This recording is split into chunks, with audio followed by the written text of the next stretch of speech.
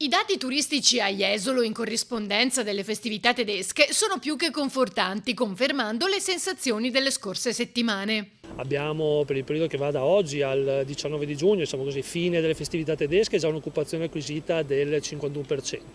51% che tocca di picchi in realtà nei weekend appunto delle festività del 67% già ad oggi, ma che ragionevolmente credo arriveremo a toccare tranquillamente il 90% per quelle giornate.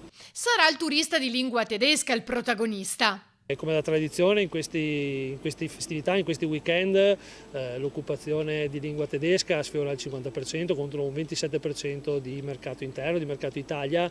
Ovviamente quando parliamo di lingua tedesca in particolare ci riferiamo ai nostri mercati di riferimento, Austria, Germania, Svizzera. In totale, infatti, il mercato tedesco ha un peso dei turisti pari al 50% contro il 27% degli italiani.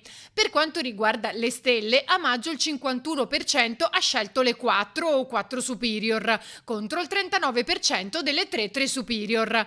A giugno ancora forte la tendenza verso l'alto con il 56% per i 4 contro il 49% dei 3, una ripartenza di cui sono molti i settori a beneficiare. Quando va bene il ricettivo, sia alberghiero che extra-alberghiero, è ovvio che va bene anche per il commercio, perché il commercio ha bisogno che ci sia gente e anche quando parliamo di eventi per noi sono importantissimi perché quando c'è gente ce n'è per tutti.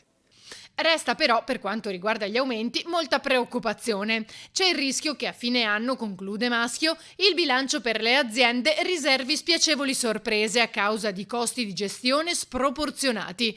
Il timore dunque è che alla fine i numeri non possano essere così soddisfacenti in termini di risultato di bilancio.